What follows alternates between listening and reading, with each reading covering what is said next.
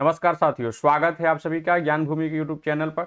आज हम सभी मेघदूतम के 2100 प्रश्नों की श्रृंखला में 321 नंबर के प्रश्न से अपना अध्ययन प्रारंभ कर रहे हैं और श्लोक संख्या के दृष्टिकोण से देखा जाए तो हम सभी पहुंच चुके हैं 13वें नंबर श्लोक तक, अर्थात इसके पहले 12 श्लोक का अध्ययन कर चुके हैं। 12 श्लोक से जो भी प्रश्न बन सकते हैं उन सभी प्रश्नों को देखा गया है। आज मार्गम तावत् क्षणु कथयत तत्प्रयाणानुरूपम इस श्लोक से प्रारंभ करते हैं और देखते हैं कि आज कितना हम लोग अध्ययन कर पाते हैं। तो पहला प्रश्न है, यक्षेण कस्मिन् श्लोके मार्ग वर्णनम प्रारभ्यते। यक्ष के द्वारा किस श्लोक में मार्ग वर्णन प्रारंभ किया जा रहा है, किया जाता है। आपको पता है कि किस स्थल के मार्ग के बारे में चर्चा यहाँ पर चल रही है, वो कौन सा जगह है जहाँ का मार्ग बताना है। तो वह जगह है अलकापुरी। अलका इसको भेजना है, मेघ को यक्ष के द्वारा रास्ता बताया जाएगा। तो क्या कर्तुम यच्च प्रभवती महिमुच्छलिंद्राम वंध्याम, उस श्लोक में मार्ग वर्णन प्रारंभ होता है। आपृक्षस्व प्रिय सखम अमुम तुंगमालिंग शैलम, इसमें प्रारंभ होता है। तांचावश्यम दिवस गणना तत्पराम एक पत्नी में होता है कि मार्गम तावत् शृणु कथयतस्तत्प्रयाणानुरूपम। तो बहुत आसान है, मार्गम तावत् शृणु कथयतस्तत्प्रयाणानुरूपम, कहते हुए मुझसे तुम अपना प्रयाण के अनुरूप मार्ग सुनो। तो इसी श्लोक से, श्लोक संख्या 13 से यह वर्णन प्रारंभ होता है। विकल्प डी इसका सही उत्तर हो जाएगा। मार्गम तावत् शृणु कथयतस्तत्प्रयाणानुरूपम इति कह कम प्रति कथयति। मेघदूत में मेघ मार्ग का वर्णन तो प्रारंभ हो गया, लेकिन यह पंक्ति, यह भावार्थ किसके प्रति कौन कहता है? तो यक्ष कहता है मेघ के प्रति। विकल्प सी सही होगा। यक्षस्य संदेशम कीदृशम अस्ति, अभी अभी बात कही गई कि तुम पहले मार्ग का वर्णन सुन लो, उसके बाद तुम मेरा संदेश सुनना। तो उसी संदेश में बताया गया कि श्रोत्र पेय है, अर्थात कानों को बहुत ही अच्छा लगने वाला है। ऐसे मेरे संदेश को उसके बाद सुनना, मार्ग वर्णन करने के बाद तुम मेरा संदेश सुनना। और होता भी ऐसा है, आप उत्तर मेघ तक जब पहुंचेंगे तो देखेंगे कि मार्ग वर्णन खत्म हो जाता है और संदेश कहना वो प्रारंभ कर देता है यक्ष। तो श्रोत्रपेय कहा गया है। विकल्प इसका सी सही होगा, श्रोत्रपेयम। परिलघुपय स्रोतसाम चोपभुज्य रिक्त स्थानम पूरे, तो रिक्त स्थान की पूर्ति करनी है। तो क्या भर दे इसमें कि रिक्त स्थान की पूर्ति हो जाए? तो छीण छीण परिलघुपय स्रोतसाम चोपभुज्य, दो पंक्ति है, क्रमशः दोनों में कंफ्यूज हो सकते हैं। एक में है खिन्न खिन्न शिखर सुपदम निस्यगंतासि यत्र, खिन्न खिन्न शिखर सुपदम निस्यगंतासि यत्र, और दूसरे में है क्षीण क्षीण परिलघुपय स्रोतसाम चोपभुज्य। तो यहाँ पर जब तुम क्षीण हो जाओ, जब दुर्बल हो जाओ, जब कमजोर हो जाओ, तो जो स्रोत हैं, स्रोत अर्थात जल के जो साधन हैं, उनके जल को तुम पी लेना थोड़ा सा। विकल्प ए सही होगा इसका, क्षीण क्षीण परिलघुपय स्रोतसाम चोपभुज्य। कथयतः इत्यत्र प्रत्यय, कथयतः इसमें क्या प्रत्यय है? तो कथयत तह में प्रत्यय है सत्री, ठीक है, अक्ता नहीं होगा, कथितः बन जाता, सत्री प्रत्यय है। विकल्प सी सही होगा। मे श्रोत्रपेयम संदेशम श्रोष्यसि कसेयम उक्ति। इसी श्लोक का भावार्थ है कि तुम पहले मेरे द्वारा बताए जाते हुए अपने जाने का मार्ग सुन लो, उसके बाद मेरे संदेश को सुनना, और वह संदेश जो कान से पिए जाने योग्य है, अर्थात कान को बहुत अच्छा लगने वाला है, ऐसे संदेश को तुम सुनना। यह उक्ति किसकी है? यह उक्ति यक्ष की होगी। विकल्प डी इसका उत्तर सही होगा। प्रस्तुत पद्य को अलंकार है, यहाँ पर कौन सा अलंकार है? कौन सा अलंकार है? तो अब श्लोक को एक बार देख लीजिए। खिन्ना खिन्ना शिखरि सुपदम नस्य गंतासि यत्र क्षीण क्षीण परिलघुपयः स्रोतसाम चोपभुज्य। ये सामान्य कथन, विशेष कथन इत्यादि का समर्थन तो नहीं है, तो हम अर्थांतर न्यास की तरफ नहीं बढ़ेंगे, अर्थांतर न्यास काट देते हैं। अतिशयोक्ति का भी कोई वर्णन है। विभावना का अर्थ होता है बिना हेतु की किसी कार्य की उत्पत्ति हो। तो क्या ऐसा वर्णन लग रहा है कि बिना हेतु की किसी कार्य की उत्पत्ति है? समासोक्ति है। तो समासोक्ति कैसे है? परोक्तिर्भेद कई श्लिष्ट ही समासोक्ति। यहाँ पर एक सामान्य चेतन जो कार्य करता है, जब थक जाता है तो जल पी लेता है, जब थक जाता है तो आराम कर लेता है, जब वो दुर्बल हो जाता है तो कुछ खा पी लेता है। तो दूसरे की उक्ति के द्वारा, या ये कहा जाए कि वर्तमान में मेघ के वर्णन के द्वारा अन्य उक्ति भी प्रस्तुत की गई है। तो परोक्तिर्भेद कई ही श्लिष्टै ही समासोक्ति, यहाँ पर एक सामान्य चेतन पर भी बात लागू होती है और मेघ के ऊपर भी लागू होती है। तो इस तरह से समासोक्ति अलंकार यहाँ पर सही है। श्रोत्रपेयम अस्मिन् पदे समासः वर्तते। श्रोत्रपेय इस शब्द में समास क्या है? देखिए, आपसे मेघदूत में बार बार समास पूछा जाता है। पहले ऐसा नहीं पूछा जाता, प्रायः परीक्षाओं में समास वगैरह पर चर्चा नहीं होती थी, लेकिन अब समास भी पूछा जाने लगा है। तो एक बार जब भी आप अध्ययन करिए तो उसमें छोटे छोटे जो पद आ रहे हैं या कुछ विशेषण के रूप में भी पद आते हैं, छोटे छोटे पद तो सभी आएंगे, विशेषण के रूप में हो गए या किसी सीधे सीधे ऐसे शब्द प्रयुक्त कर दिए गए जो लगता है कि इससे प्रश्न बन सकता है। अब जैसे किससे प्रश्न नहीं बन सकता? पदम। अब पदम की उत्पत्ति नहीं पूछी जाएगी आपसे, चाहे संदेशम वगैरह में प्रत्यय पूछा जा सकता है। अब इसमें तो आपको पता है कि समास वगैरह की चर्चा नहीं की जाएगी कि किस तरह से है। तो जहां पर समासिक पद से प्रश्न संभव है उनका अब आप अपने नोट्स में समास भी सम्मिलित कर दीजिए। तो श्रोत्र पेय मतलब कानों के लिए जो पीने योग्य है, ठीक। तो तत्पुरुष समास यहां हो जाना चाहिए, तत्पुरुष समासी होगा। फिर संदेशम इत्यत्र कः प्रत्यय, संदेश में कौन सा प्रत्यय है? अब संदेश शब्द में समास तो पूछेगा नहीं, प्रत्यय पूछेगा। तो अक्ता तो ढक ढई नहीं है, यहाँ पर घई प्रत्यय है। संदेश में घई। यक्ष के निर्देश के अनुसार खिन्नावस्था में मेघ कहाँ विराम करेगा? यक्ष जो निर्देश दे रहा है उस निर्देश के अनुसार मेघ कहाँ पर जाकर के विराम करेगा? नदियों में, कि जो विश्राम आस्थालय है वहां पर, कि रामगिरी पर्वत। यहाँ आराम शब्द आप सुन रहे हैं तो लग रहा होगा कि जो हिंदी में आराम बोलते हैं, नहीं, वैसे भी शब्द होता है। रामगिरी पर्वत पर कि शिखरों पे।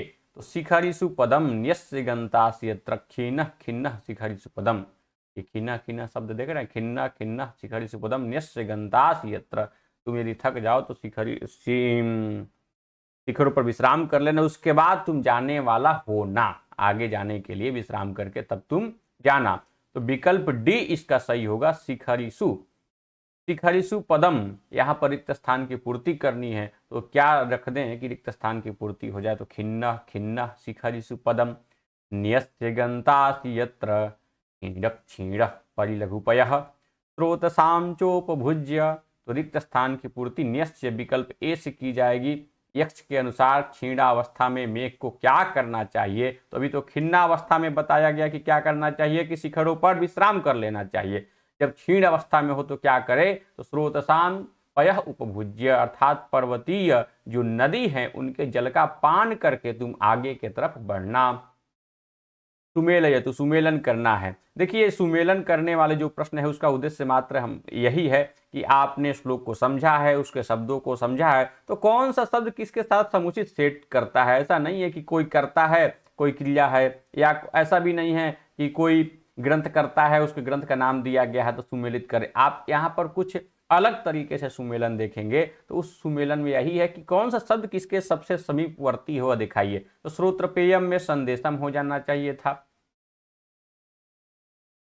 शिखरिषु पदम न्यस्य हो जाना चाहिए था, पयः उपभुज्य होना चाहिए था, प्रयाणानुरूपम मार्गम शृणु हो जाना चाहिए था। तो क के साथ में हमें 3 पे जाना है, 3 के बाद में ख के लिए 2 पे जाना है, 3 2 हो गया, और उसके बाद ग के लिए 4 पे जाना है, 3 2 4 और 1, 3 2 4 और 1। देखिए कौन सा है? 3 2 4 और 1, विकल्प डी सही होगा। मार्गम तावत् शृणु कथयतस्तत्प्रयाणानुरूपम अत्र त्वत्पदेन को बोधितः। तुम्हारे प्रयाण के अनुरूप मैं मार्ग बताता हूं, उसको सुनो। तो त्वत् पद से किसका बोध हो रहा है? तो त्वत् यहाँ पर मेघ के लिए वाचक है कि तुम्हारे यात्रा के अनुरूप, त्वत् अर्थात तव, तुम्हारे प्रयाण के अनुरूप। मेघ सही होगा इसका विकल्प।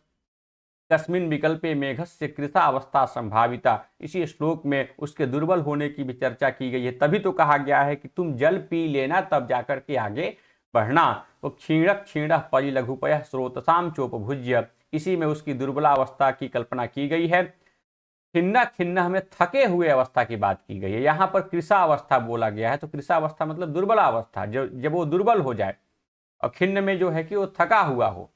तो विकल्प डी सही होगा। उदंग मुखम पद का क्या अर्थ है? क्योंकि कहा गया है कि तुम, अच्छा अब हम लोग शायद अगले श्लोक की तरफ बढ़ गए। हाँ, 13 पूरा कर लिए। 14 में है अद्रे श्रृंगम हरति पवनः किंचिदुत्युन्मुखीभिः दृष्टोत्साहश्चकित चकितम मुग्ध सिद्धांगनाभिस्थानादस्मात् सरस निचुलात् उत्पतो उदंग मुख खम दिंग नागानां पथि परिहरन स्थूल हस्तावलेपान।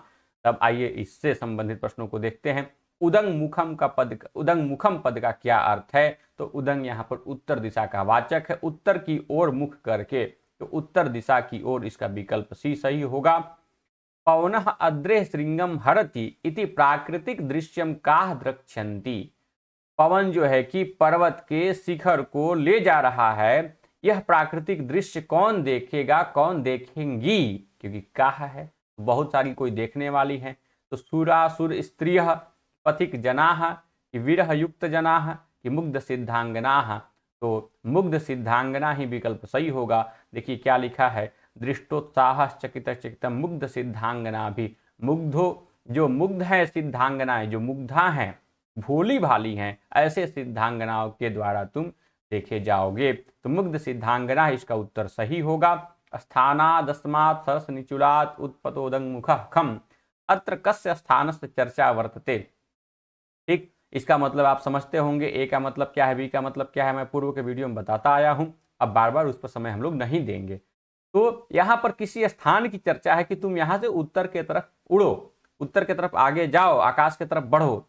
तो यहाँ पर किस स्थान की चर्चा है? तो अभी जहां पर यक्ष है, जहां पर उसने देखा है मेघ को आषाढ़ के प्रथम दिवस में, वही स्थान है, वहीं से जाने के लिए कह रहा है। तो वह स्थान है रामगिरी। विकल्प बी ही इसका उत्तर सही होगा। 337 ए का विकल्प बी। किदृग्भिः मुग्ध सिद्धांगनाभिः मेघ द्रक्ष्यते। मेघ देखा जाएगा किस तरह के मुग्ध सिद्धांगनाओं से? तो सरस निचुलात उन्मुखी भी, मार्गस्थ बालिका भी, स्वर्ण पुष्पयुक्ता भी।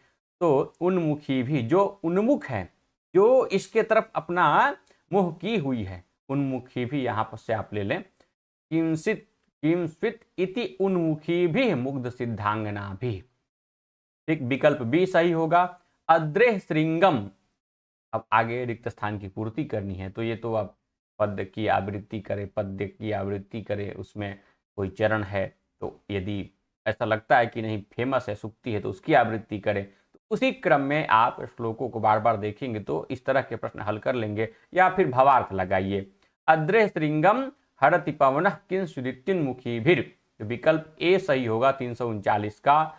दिङ्नागानां पथि परिहरन् इत्यत्र रेखांकित पदस्य मल्लिनाथ मते अर्थो गृहीतः। दिङ्नागानां पथि परिहरन ये आया है इसी श्लोक में। तो रेखांकित पद का मल्लिनाथ के मत में क्या अर्थ ग्रहण किया गया है? तो दिङ्नागानाम यहाँ पर बौद्ध भिक्षुओं के लिए कहा गया है दिङ्नाग। हालांकि यहाँ पर दिग्गजों जो मदमस्त हाथी हैं, जो आकाश के क्षेत्र में जो दिग्गज हैं, जो देवताओं के हाथी हैं, उनका भी अर्थ ग्रहण किया जाता है और बौद्ध भिक्षु का भी अर्थ ग्रहण किया गया है। तो बौद्ध भिक्षु का नाम इसका अर्थ मल्लिनाथ के अनुसार गृहीत है। जो संजीवनी व्याख्या पढ़ेंगे उसमें आपको यही अर्थ मिलेगा। विकल्प बी उन्मुखी भी इत्यत्र कह समास। यहाँ पर कौन सा समास है? उन्मुखी भी इत्यत्र का समास। यहाँ पर अभी आपने देखा था कि ये किसी का विशेषण था, ठीक है, जो सम्मुख हुई है ऐसी, जो उनके द्वारा। तो यह अर्थ निकाला जाए तो क्या समास होना चाहिए? बहुव्रीहि। ठीक है। उत्पत इत्यत्र कह लकार। उत्पत पद में कौन सा लकार है? उत्पत। तो यक्ष कह रहा है मेघ से कि तुम उत्तर की तरफ उड़ो, तो कौन सा लकार हो सकता है? लट में तो ऐसा रूप नहीं बनेगा, लीट नहीं, लीट में भी नहीं बनेगा। अब बचा लोट, तो क्या आज्ञा दिया जा सकता है लोट में? जी हाँ, विकल्प सी सही होगा, लोट। सम्मेलन करना है आपको। उन्मुखी भी अद्रेह, तो अद्रेह श्रृंगम से कर लीजिए, उन्मुखी भी से मुग्ध सिद्धांगना भी से कर लीजिए। मतलब क का 3, ठीक है, 3 होना चाहिए, ख का 1 होना चाहिए। स्थूल हस्तावलेपान परिहरन दिग्नागानाम स्थूल हस्तावलेपान। मैं भावार्थ नहीं बताऊंगा, बस आपको प्रश्न में जो कुछ है उससे जोड़ता चलूंगा। ठीक, तो स्थूल हस्तों के अवलेप मतलब कि प्रहार से तुम बचते हुए जाना। ग का विकल्प ग का मैचिंग है 2 के साथ में, अब पवन हरती के साथ सही है और किसी के साथ नहीं है। तो 3 1 2, ठीक है, 3 1 2 और 4, 3 1 2 और 4, 3 1 2 और 4, विकल्प सी सही होगा। दृष्टः इत्यत्र प्रत्यय विद्यते, तो बहुत प्रसिद्ध है। दृष्टा में प्रत्यय है अक्त। निम्नेषु कस्मिन् शब्दे कर्मधारय समास, किस शब्द में कर्मधारय समास है? तो सिद्धांगना, तो सिद्धा नाम अंगना, षष्ठी तत्पुरुष यहाँ पर नहीं है। दृष्टोत्साह, जिसका उत्साह देखा जा चुका है, तो वह हो गया बहुब्रीहि, यहाँ पर भी नहीं है। मुग्ध सिद्धांगना भी, मुग्धाश्च ताः सिद्धांगना, ता भी, यह हो जाएगा। जो मुग्धा है सिद्धों की अंगना, तो कर्मधारय समास विकल्प सी सही हो जाएगा। ठीक है, दिशाओ दिग्नागा नाम में भी षष्ठी तत्पुरुष है, ये भी नहीं होगा, विकल्प सी सही है। आप सभी देख रहे हैं इन सभी प्रश्नों को मेघदूतम के 2069 प्रश्न जो इस पुस्तक में दिया गया है उसी से। इस पुस्तक में साहित्य के 7 ग्रंथ, शुकनासोपदेश, किरातार्जुनीयम, नीति शतकम, उत्तर रामचरितम, में शिवराज विजय, मेघदूतम, अभिज्ञान शाकुंतलम, छंद, इससे मिलाकर के 11,051 प्रश्न है, जिसमें मेघदूतम का 2069 है। लेकिन बीच में मैं जो ए बी सी करके प्रश्नों को बढ़ा देता हूं, उन सभी प्रश्नों को जोड़ करके मुझे लगता है कि 2100 से ऊपर प्रश्न जाएगा। 2100 से नहीं, हमें लगता है 2300 तक आप तैयार रहिए, क्योंकि जो प्रश्न दिमाग में आ जाएंगे उसको पूछ लेने में ही भलाई है। 2-4-10 मिनट ही ज़्यादा सही, लेकिन पूछ लेंगे। तो इस प्रश्न को और बढ़ाएंगे और इसी तरह से इन 7 ग्रंथों का अभ्यास करेंगे। यदि आप स्वयं से अभ्यास करना चाहते हैं तो आपके पास में 2 माध्यम हो जाएगा। प्रश्न नहीं समझ में आए तो माध्यम के रूप में मैं हूँ, वीडियो से देख लीजिए, और अपने से प्रश्नों को हल करेंगे तो ज़्यादा मजबूत होंगे। पुस्तक को आप इस नंबर पर मैसेज करके, कॉल करके मंगा सकते हैं। आगे बढ़िए, मेघदूत के 2100 प्रश्न में हम लोग पहुंच गए हैं 345 नंबर प्रश्न पर। केशाम छाया सम्मिश्रणमिव धनुष्खंडम प्रभवती, धनुष्खंड के निकलने की बात की गई है, अर्थात अब अगले श्लोक में हम लोग पहुंच गए हैं। रत्न छाया व्यतिकरैव प्रेक्षमेतत् पुरस्तात् वल्मीकाग्रात् प्रभवति धनुःखंडम आखंडलस्य येन श्यामं वपुः अतितरां कांतिमापत्स्यते ते वर्हेणेव स्फुरत रुचिना गोपवेशस्य विष्णु। ठीक, तो रत्नों के छाया के सम्मिश्रण के जैसा जो देखने योग्य है, ऐसा आगे से वाल्मीकि के आगे से धनुखंड निकल रहा है। और प्रश्न पूछा गया कि किसके छाया से, किसके छाया के द्वारा, किसके छाया के सम्मिश्रण से, छाया सम्मिश्रणमिव धनुष्खंडम प्रभवती। तो आपको समझ में आ गया होगा, रत्न छाया, तो केशाम छाया नहीं, केशाम छाया या, तभी जाकर सही अर्थ निकलेगा। केशाम छाया या सम्मिश्रण में, किसके छाया के सम्मिश्रण सा धनुष्खंड निकल रहा है, तो रत्ना नाम छाया सम्मिश्रणम इव। निम्नेषु कस्यार्थो अस्ति कार्मुक शकलम, इसमें से नीचे जो शब्द दिए गए हैं किसका अर्थ निकलता है कार्मुक शकल। कार्मुक मतलब होता है धनुष, शकल मतलब होता है टुकड़ा, धनुष का टुकड़ा। धनुष का टुकड़ा अर्थ किसका निकलेगा, रत्न छाया व्यतिकर इत्यस्य न स्फुरत रुचिना, इसका भी नहीं। धनुखंडम, इसी का निकलेगा विकल्प सी। ठीक, गोपवेशस्य विष्णु इव इति कस्य कृते कथितम, गोपवेशधारी जो विष्णु है उसके समान, तो ये किसके लिए कहा गया उसके समान, तो उसके समान कहा गया मेघ के लिए, कि जब इंद्रधनुष निकलेगा तो तुम उसी तरह से सुशोभित हो जाओगे जैसे भगवान विष्णु जो गोपवेश में है, वह भगवान विष्णु जैसे मोर का पंख धारण कर लेते हैं तो सुशोभित होते हैं, तो तुम भी उसी इंद्रधनुष से बहुत सुशोभित हो जाओगे, क्योंकि तुम भी सांवले, भगवान विष्णु भी सांवले, भगवान कृष्ण की बातें यहाँ पर है, वो भी सांवले, और तुम, वो मोर का पंख धारण करते हैं, तुम इंद्रधनुष को धारण करोगे। तो मेघस्य की यहाँ पर मेघस्य उत्तर सही होगा कि इति कस्य कृते कथितम, तो मेघस्य कृते इदम कथितम। कह श्याम वपुः, श्याम वपुः किसको कहा गया है, धनुखंड को कहा गया है कि मेघ को कहा गया है, तो मेघ को ही श्याम वपुः कहा गया है, गोप को नहीं कहा गया है। आप कहेंगे कि नहीं गोप को भी कहा गया है, तो गोप वेशधारी भगवान विष्णु को कहा जा सकता है, लेकिन हम सीधे गोपह पर नहीं जाएंगे। जब हमें उत्तर चयन करना हो तो सबसे नजदीक का उत्तर चयन करेंगे। आप कहेंगे नहीं, जो भगवान श्री कृष्ण के साथ ग्वाले जाते थे वो भी सांवले थे, तो वो भी सांवले थे अलग बात है, लेकिन यहाँ पर किस बात की चर्चा है वो देखना है। मेघ सही होगा विकल्प बी। केन मेघस्य वपुः विष्णु इव कांतिम आपत्स्यते, केन, सॉरी एन मैंने बोल दिया, केन, इससे मेघ का जो शरीर है विष्णु भगवान के कांति को प्राप्त करेगा। तो आखंडलस्य धनुखंडेन, जी हाँ यही सही होगा, क्योंकि धनुषेण ये शब्द रूप गलत है। बरहेण ये गलत तो है, मतलब शब्द रूप भी गलत है, ये ऑप्शन भी गलत है। बरहेण जो है कि भगवान विष्णु धारण करते हैं, उनकी कांति को वृद्धि करता है पर। और मनोहर यह भी सही नहीं होगा।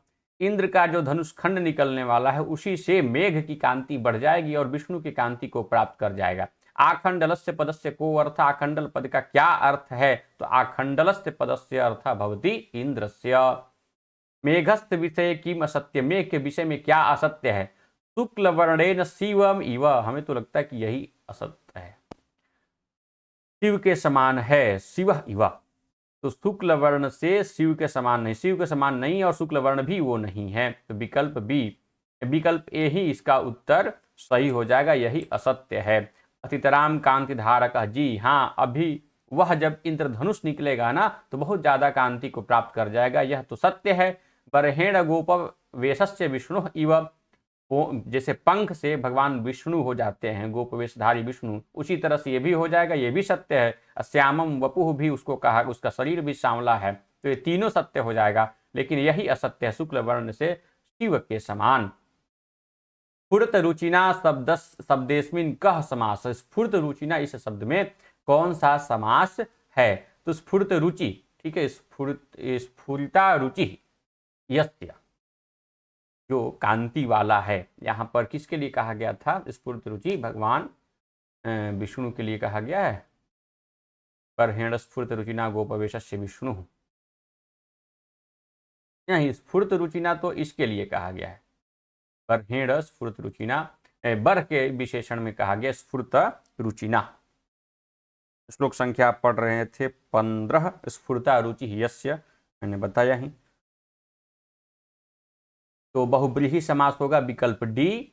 प्रस्तुत पद्यानुसारम, जो पद्य हम लोग पढ़ रहे हैं, कौन सा पद्य पढ़ रहे हैं? यही रत्न छाया व्यतिकर वाला। आखंडलस्य धनुखंडम पुरस्तात् कस्मात् प्रभवति, आखंडल का धनुष खंड सामने किससे निकल रहा है? तो वल्मीकाग्रात शब्द आया हुआ है, वल्मीकाग्रात, विकल्प बी सही होगा। वल्मीकाग्रात में त में हलंत कर लीजिएगा, 351 ना। बरहेणेव स्फुरत रुचिना गोपवेशस्य विष्णु इत्यत्र को अलंकार है, तो सीधे सीधे देखिए उपमा अलंकार है, ठीक। भगवान विष्णु के समान की चर्चा यहाँ पर मेघ के लिए की गई है, उपमा अलंकार। रत्न छाया व्यतिकर इव प्रेक्षमेतत् पुरस्तात्, तो यहाँ पर भी उपमा ही अलंकार है, ऐसा नहीं है कि आरोप किया गया किसी का। जो रत्नों की छाया का मिश्रण के जैसा जो दर्शनीय है, तो उपमा अलंकार। प्रेक्षम पदे प्रकृति प्रत्यय वर्तते, तो प्रइक्ष में कोई डाउट नहीं है, प्रेक्ष बनेगा ण्यत से। यत ण्यत क्या कंफ्यूज करते हैं, तो जब भी प्रत्यय वाले कोई शब्द आए तो उनको देख लिया करिए। विकल्प बी, वपुः अतितराम कांतिम आपत्स्यते इत्यत्र ते सर्वनाम पदम कस्याभिधायकम, यह सर्वनाम पद किसके लिए आया हुआ है? तो ते वपुः अतितराम कांतिम आपत्स्यते, तुम्हारा शरीर, तो तुम्हारा शरीर किसका शरीर? मेघस्य वपुः, यहाँ पर यही चर्चा है, तो ते पद मेघ के लिए आया है, विकल्प सी सही होगा। फिर उसी प्रश्न में हम लोग आगे नया कुछ जोड़े हैं। बरहेणेव स्फुरत रुचिना गोपवेशस्य विष्णु पद्यांशेस्मिन् कति विशेष्य पदम, इस पद्यांश में, एक पूरा पद्य तो है नहीं, उसका अंश है, इस पद्यांश में कितने विशेष्य पद हैं? तो विशेष्य पद देखिए, एक है स्फुरत रुचि, बरहेण विशेष्य पद है, बरह का तृतीया का एक वचन का बरहेण जो रूप बना है वह पंख का वाचक है, तो वह विशेष्य पद है, उसका विशेषण है स्फुरत रुचि। और विष्णु विशेष्य पद है, उसका विशेषण है गोपवेश, तो दो विशेष्य पद इसमें है। बरहेण का विशेषण है स्फुरत रुचिना और विष्णु का विशेषण है गोपवेशस्य, तो विकल्प बी सही होगा। आगे येन श्यामं वपुः अतितराम कांतिमापत्स्यते ते बरहेणेव स्फुरति रुचिना गोपवेशस्य विष्णु अत्र कः उपमानः, इस उपमा के दृश्य में कौन उपमान है? तो किससे उपमा दी जा रही है? भगवान विष्णु से उपमा दी जा रही है, तो भगवान विष्णु हो जाएंगे उपमान, और उपमेय है कौन? मेघ, तो विकल्प ए इसका सही होगा। येन श्यामं वपुः अतितरां कांतिमापत्स्यते। अत्र आपत्स्यते क्रियापदस्य कः कर्ता। आपत्स्यते इस क्रियापद का कर्ता कौन होगा। देखिए कौन कांति को प्राप्त करेगा, मेघ। ठीक, तो आपत्स्यते यहां पर है कि तुम प्राप्त करोगे, मेघ प्राप्त करेगा तो उत्तर होना चाहिए मेघ, और उत्तर होगा भी सही। जिससे, किससे, जब वाल्मीकि के अग्रभाग से निकलेगा इंद्रधनुष, उससे तुम्हारा सांवला, हाँ मैंने गलत बता दिया, ठीक है अभी सही बता रहा हूं, उससे तुम्हारा सांवला शरीर कांति को धारण करेगा। तो मेघ यहां पर कर्ता नहीं है, यहां पर वपु जो है उसका सांवला वपु, सांवला शरीर जो है वह करता है। तो जैसे मैंने जल्दीबाजी में गलती की, ऐसे आप मत गलती करिएगा। यहां पर सीधे लिखा श्यामम वपु, ठीक है, सांवला तुम्हारा शरीर कांति को धारण करेगा। तो आपत्स्यते क्रिया का संबंध वपु से है, न कि मेघ से है। तो विकल्प सी सही होगा। और हम सभी प्रश्न आज इतना ही रहने देते हैं।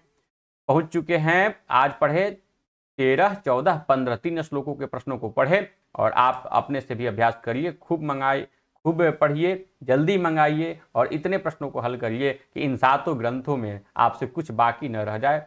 धन्यवाद, मिलते हैं फिर अगले वीडियो में।